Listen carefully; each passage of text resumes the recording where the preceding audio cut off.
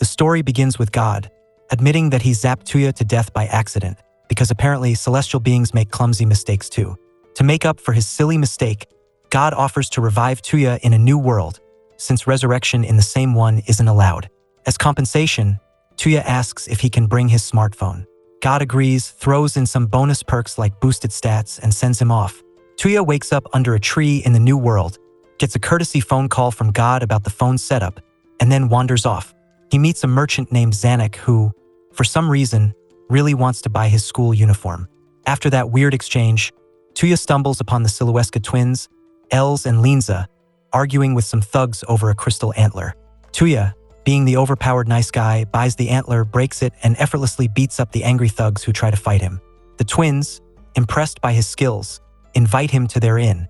There, the innkeeper Micah jumps to conclusions, thinking Tuya is El's boyfriend. Awkward. The next day, Tuya tags along with the twins to the Adventurer Guild, where they take on a quest to deal with some wolves. Afterward, Tuya asks the twins to teach him magic and their writing system. Linza starts with a magic aptitude test, only to discover Tuya can use 6 out of 7 types of magic. The twins are floored since most people are lucky to get 2 or 3. To top it off, Tuya tries out null magic, which opens a portal to the exact spot where they had fought the wolves earlier. Naturally, everyone is both amazed and annoyed by his sheer overpoweredness. Back at the inn, Micah introduces them to Air, who runs a cafe and is fishing for recipe ideas. Tuya casually invents ice cream because, of course, even desserts need his genius touch. With Linza's magic and his smartphone acting as the recipe guide, they whip up a batch. Everyone is blown away, and Tuya humbly acts like it's no big deal, because clearly saving a world is secondary to making dessert. Tuya and the twins, Els and Linza, roll into a new town, grumbling all the way. They're on a boring errand to deliver a letter to the royal capital, but Tuya whines that they should have picked the mega slime job since it pays better. The twins shut that idea down fast. Apparently slimes are gross and, worse, melt clothes. That's a big no from them. Before they can argue more, they stumble on some shady guys harassing a girl. Turns out, she ratted out their drunk buddies and now they want revenge. The girl, Yae Kokono, wrecks a few with some smooth jujitsu moves, but then gets betrayed by her growling stomach. Classic. Tuya and Els jump in to help, and after ditching the bad guys, they learn Yae's a traveler from Ishin, think fantasy Japan. She's broke and starving, so the gang treats her to lunch, only to realize she eats like a black hole. Tuya's wallet cries, but they invite her to join them since they're all heading to the royal capital anyway. On the road, Yae takes over driving because Tuya apparently sucks at it. Meanwhile, Linza hands Tuya a spellbook on null magic, which features spells that range from useless, curling hair, to mildly creepy, making dogs friendly. Tuya discovers a spell called a port that pulls objects from a distance. He tests it on Yae's katana but fails, then successfully swipes her ribbon instead. Els and Linza immediately worry he's going to turn into a magical pickpocket or, worse, steal underwear. Tuya insists he's joking, but his smirk says otherwise. Later, Tuya finds another spell, Slip, that removes friction, and he uses it to trip enemies. He also experiments with Long Sense, which extends his senses beyond normal range. Els cracks a pervy joke about spying on girls, but Tuya soon smells blood up ahead. The group comes across a carriage under attack by lizard men summoned by a shady magician. While the girls take down the monsters, Tuya uses Slip to make the magician eat dirt. After the dust settles, they find a critically injured man. Tuya heals him with magic and extracts an arrow using a port like some kind of medieval ER doctor. The group learns the carriage belongs to Sushi Ernia Ortlind, a duke's daughter, aka fancy royalty. As thanks for saving his daughter and curing her mother's blindness with his magic, the duke gifts Tuya an eye-watering fortune, 40 platinum coins, worth $400,000, and a medal granting noble privileges. Tuya reluctantly accepts, pretending to be humble but probably already planning what to buy. With the quest wrapped up, Tuya asks Yae about her plans. She declares she wants to stick with them, calling them noble warriors. Tuya, Linza, and Els agree, officially making Yae the newest member of their overpowered, ever-growing squad. Tuya and the girls are strolling through the royal capital when Els suggests shopping. Tuya is distracted by the sheer variety of people, including non-humans, but he doesn't complain. Yet, while exploring, they spot a nervous little girl named Arma, who looks like she just walked out of a lost puppy poster. After introducing themselves, and not scaring her too much, They help her find her sister, Olga, who happens to be the ambassador for the kingdom of Mismead. Crisis averted, Tuya and the squad head off for some retail therapy. Tuya buys a fancy magic coat that protects him from magic he's good at, but makes magic he's bad at hurt worse. Because, balance. Fast forward 3 days. It's pouring rain, and the group is stuck inside the Silver Moon Inn. Tuya watches Beryl, the weapon shop owner, and Dolan, the innkeeper, locked in an epic shogi battle, Tuya's newly invented game, thanks to his modeling magic. Micah, the inn's owner, looks ready to throw the board out the window. Meanwhile, Els and Ye are out enjoying roll cakes at the parent cafe, leaving Tuya with a dessert delivery duty for the Duke. At the Duke's mansion, Tuya delivers the sweets and ropes the Duke into the shogi craze. Hours later, the Duke is obsessed, ignoring his annoyed daughter Sue, who tries to tickle Tuya into stopping the game. Spoiler, it doesn't work. Later, the crew heads to the Royal Capital's Adventurers Guild, which puts the small-town guild to shame. Tuya suggests hunting slimes, again, and the girls veto it with the fiery passion of slime haters everywhere. Instead, they take a job to clear out some ruins infested with wolves and a Dullahan. They barely manage to pull it off but take a breather afterward. Tuya, ever the treasure hunter, uses his search spell to sniff out some loot. At first, he fails, but on a second try, he finds something buried under a mountain of rubble. The team gets to work uncovering the site, with Linza going a little overboard and blasting the rubble with a massive fire spell. Embarrassed by her enthusiasm, she awkwardly apologizes while everyone pretends not to notice. Inside the revealed passage, they explore an ancient underground tunnel and stumble upon a mysterious wall covered in unreadable symbols. Tuya, being the 21st century wizard he is, whips out his smartphone to snap a photo. The flash freaks out the girls because, of course, they've never seen anything like it. Further in, they find a glowing glass statue. Things take a turn when the statue starts emitting ear-piercing sound waves, making the room collapse. Tuya hastily uses Gate to teleport everyone out, but the statue breaks through the rubble and attacks them above ground. It's a nightmare to deal with. Linza's fire magic feeds it, Ye's sword barely scratches it, and El's punches do squat. Tuya realizes only indirect magic works and uses Slip to trip it up. Linza drops ice on it, Els goes full boost kick mode, and they shatter its legs, but the thing regenerates. The team spots a glowing red orb inside the monster, clearly its weak point. Tuya uses a port to yank the orb out, and Els crushes it, finally killing the creature. With the danger over, they head back to report the incident to the Duke. Tuya offers to share the photos he took of the strange symbols, suggesting historians and archaeologists investigate to learn more about the ancient ruins, and maybe figure out why the capital moved in the first place. Tuya suspects there might be more of these glass nightmares lurking around. Later, Tuya uses his magic to duplicate the photos and gates to the Duke's mansion. Coincidentally, he arrives just as the Duke is leaving in a rush. Turns out the king's been poisoned. Tuya realizes his day just got a whole lot more complicated. The Duke explains his suspicions to Tuya. Some nobles in Belfast oppose allying with Mismead and might be behind the king's poisoning. He worries that if the king dies, Princess Yamina, still young, would inherit the throne. The culprit could exploit her age by acting as an advisor or marrying her. The Duke then requests Tuya to use his recovery spell to heal the king. Upon arriving at the castle, they are intercepted by Count Balsa, who announces that the suspect in the poisoning is none other than Mismead's ambassador. The Duke scolds Balsa for his prejudice and reminds him that only the king can pass judgment. When Balsa suggests executing the ambassador anyway, Tuya makes him slip as a lesson in humility. In the king's chamber, Tuya heals the king to everyone's amazement, including the queen, Yamina, and General Leon. Once revived, the king requests a meeting with the ambassador, Olga Strand, who Tuya recognizes from earlier. Determined to clear Olga's name, Tuya investigates the dining hall with his search magic and gathers everyone present during the incident. In the hall, Tuya reveals the poisoner is among them. Balsa accuses Olga, but Tuya ignores him, knowing he's lying. To confirm his theory, Tuya pours wine into the king's glass and offers it to Balsa. Balsa's refusal and panicked reaction expose him.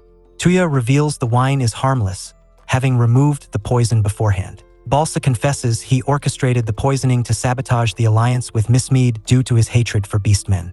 As Balsa tries to escape, Tuya uses Slip again to immobilize him. The king thanks Tuya for saving his life, but the surprises aren't over. Princess Yamina, impressed by Tuya's courage and selflessness, asks her parents for permission to marry him. Tuya is stunned. The king explains that Yumina's heterochromatic eyes allow her to see people's true character, and she sees Tuya as a perfect partner. Though Tuya tries to refuse, citing his age, the king proposes a compromise.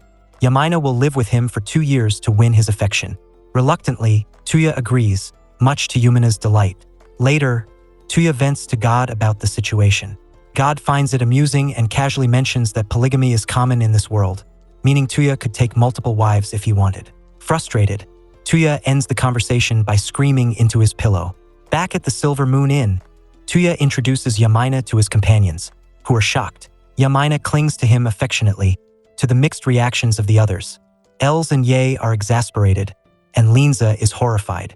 Els realizes Tuya's marriage could make him the next king, though Yamina clarifies that a future sibling could inherit the throne instead. After registering Yamina at the Adventurers Guild, the group takes a quest to hunt Kiniags in the southern forest. During the journey, Yamina impresses everyone by summoning wolves with dark magic and offers to teach Tuya summoning magic. Tuya reflects on how jealous the guild members are of his female companions, who blush at his observation. Upon completing the quest, Yamina helps Tuya perform a summoning. To their shock, he summons a powerful white tiger, the White Monarch, one of the 4 heavenly beasts. The White Monarch tests Tuya's magical strength and agrees to a contract after being overwhelmed by his power. Tuya names him Kahaku, and the tiger shrinks into an adorable cub form to avoid startling people. Yamina immediately snatches Kahaku for cuddles, followed by the other girls fighting over him. As Kahaku looks to Tuya for help, Tuya simply tells him to endure it, much to the tiger's dismay. Tuya and his companions, Els, Linza, Yamina, and Ye, are heading to their next destination in a cart, but the girls are already irritated about their guild quest, exploring the castle of a missing slime researcher. Tuya, overly enthusiastic about the task, tries to cheer them up, but the girls are suspicious of his excitement. As he protests, he accidentally smacks Kahaku, his tiger companion, in the process. When they arrive at the castle, the first thing that happens is Tuya getting hit in the head by a falling wash basin. As he reels from the pain, the basin transforms into a strange slime, startling the group. Linza suggests they search for the researcher's documents, hoping to find clues. Unfortunately, most of the documents have been destroyed by the slimes that now infest the castle. Linza eventually finds a book showing different types of slimes the researcher created. With nothing else useful on the first floor, they decide to search the upper levels. Back in the lobby, they encounter a group of green slimes. The girls freak out. They don't want their clothes dissolved by slime. Kahaku returns to full size to fight them off, but even he struggles. They retreat to the second floor, where Linza speculates the slimes have claimed the lower floor as their territory. Just when they think they're safe, Els slips on some liquid and crashes down, knocking everyone over like dominoes. To make things worse, they all tumble down into the waiting green slimes. Tuya quickly uses his gate spell to rescue the girls, but not before the slimes ruin their clothes. The girls are furious, especially Els, who punches Tuya out of embarrassment. They find some temporary outfits in the castle and agree that once this mission is done, they're going to destroy the place out of pure frustration. As they explore the second floor, they come across suspicious statues. While inspecting one, Tuya discovers that the statue's chest is unexpectedly soft. Suddenly, slimes attached to the statues reveal themselves, bust slimes, created to enhance women's features. Yamina vaporizes them before they can attack her, muttering about being still developing. Later, they find the researcher's remains. His journal reveals that he was working on creating the ultimate slime, but it's unclear what he meant. Before they can figure it out, Yamina points out for slimes that have started changing shape. The slimes transform into copies of the girls, much to their shock, and to Tuya's obvious interest. The girls, embarrassed and annoyed, make sure to knock Tuya out before he can ogle any further. In the end, they set the castle on fire and watch it burn. Tuya is bewildered by the researcher's dream of turning slimes into maid lookalikes, while the girls are just happy to see the castle and its weird experiments destroyed. Later, Tuya and Kahaku take a stroll through town, where they meet Ye trying to comfort a lost little girl. Tuya uses his search spell, boosted by his phone, to locate her mother, reuniting them. Ye is impressed and asks Tuya to help find her brother next. He agrees, using the same method to pinpoint him at their family dojo. Back at the inn, Tuya uses his enchanted phone to peek into Linza's room, accidentally catching her in her underwear. He turns it off just in time, but Linza comes to his room to ask for help with some ancient magic. Tuya enchants glasses to help her read the spell, and she practices until she's exhausted. When Linza struggles, Tuya transfers some of his surplus magic to her to help her out. Els later breaks her gauntlet, so Tuya takes her shopping for a new one. While out, she spots a gothic Lolita dress and, with some persuasion, tries it on. Tuya finds her stunning and buys the dress as a gift. Els can't refuse, and she wears it proudly, much to the other girls' approval. Finally, Yamina receives a letter from her father, who wishes to knight Tuya for his efforts in saving the kingdom. Tuya and the crew arrive at the massive mansion gifted by the King of Belfast as a reward for saving his life. The sheer size of the place leaves everyone speechless. Tuya explains that the king sneakily gave him the mansion after he refused a knighthood. Linza jokes that the king must have expected Tuya to decline, and Els agrees. Inside, the group marvels at the spacious interior. Tuya privately wonders how 4 people, excluding Yamina, because Princess Perks, could ever maintain this place. His thoughts inadvertently offend Linza, Els, and Ye, who are shocked he expects them to be a cleaning squad. The girls hesitantly ask if it's really okay for them to live there. They'd assumed the mansion was for Tuya and Yamina as newlyweds. Tuya, oblivious as ever, assures them he sees them all as family, leaving them blushing and him scratching his head. While Yamina heads off to smooth things over with the girls, Kahaku stays with Tuya, clearly unimpressed by his lack of tact. Later, while Tuya and Kahaku explore the garden, the girls return to grill him again about the living arrangement. He reassures them he'll treat everyone the same, though he obviously means it platonically. Yamina slyly hints at a conversation they had earlier but keeps it a secret. Kahaku, sensing the chaos brewing, mutters that Tuya is the real pet in this house. Soon, Tuya meets the staff sent by the king to help run the mansion, including the king's butler, Lame, who wants to serve Tuya as thanks for saving his brother. Before Tuya can catch a break, the Duke of Belfast and his daughter, Sue, show up. Over tea, the Duke casually suggests Tuya marry both Yamina and Sue. Tuya panics and stammers through a denial while Sue beams, thrilled by the idea. The Duke, amused, backs off, though not without planting the idea in Sue's head. The Duke then shifts gears, hiring Tuya for a diplomatic mission to Miss Mead. Tuya and the girls join the trip, traveling with knights led by Lion Blitz and the beastfolk warrior Olga. During the journey, Ye loses a card game to Yamina and Arma and switches to playing shogi with Olga. Tuya steps in to coach her, much to her delight. One night, while camping, Tuya tells the story of Puss in Boots around the fire, earning admiration from Arma. Lane, a sharp-eared guard, hears bandits approaching. Tuya uses his smartphone to locate and paralyze all 28 of them. The knights capture the stunned bandits, and Tuya notices Lion blushing around Olga, realizing the knight has a crush. This prompts the girls to roast Tuya for his total lack of romantic awareness. The next day, in town, Tuya helps Lion pick out a brooch for Olga, subtly playing matchmaker. Yamina, noticing Tuya's sweet gesture, teases him about not buying her anything. She quickly clarifies that the only gift she truly wants is a wedding ring, leaving Tuya flustered and wishing for a distraction. While crossing a river into Miss Mead, Linza gets seasick, and Tuya ends up carrying her. Els tries to tease her sister about enjoying the attention, but Tuya, dense as always, misinterprets the remark, leaving Els to give up. Shortly after, Kahaku warns Tuya of an unseen threat, and the group proceeds cautiously. As night falls, the group spots a black dragon attacking a nearby village. The knights rush to evacuate villagers while Tuya and the girls face the dragon. Linza freezes its wings, Ye blinds it, and Tuya, after breaking his katana, improvises an oversized magnifying glass to focus a barrage of light spells, obliterating the dragon. Just as they catch their breath, a red dragon arrives, apologizing for the mess. Kahaku, ever the regal beast, reprimands the red dragon for raising such an unruly child. The red dragon bows to Tuya and promises to discipline its kind before flying off, leaving everyone stunned. The group spends the rest of the night helping the village recover. By morning, Tuya is exhausted, falling asleep under a tree with Yamina offering her lap as a pillow. When he wakes up, Linza, Els, and Ye are glaring, clearly annoyed. Yamina smugly reminds them she won rock, paper, scissors for this honor, leaving the other girls fuming silently. Tuya, still clueless, asks Kahaku what's happening. Kahaku deadpants. They're fighting over territory. You're the territory. bringing the part 1 to an end. Comment part 2 if you want to watch more.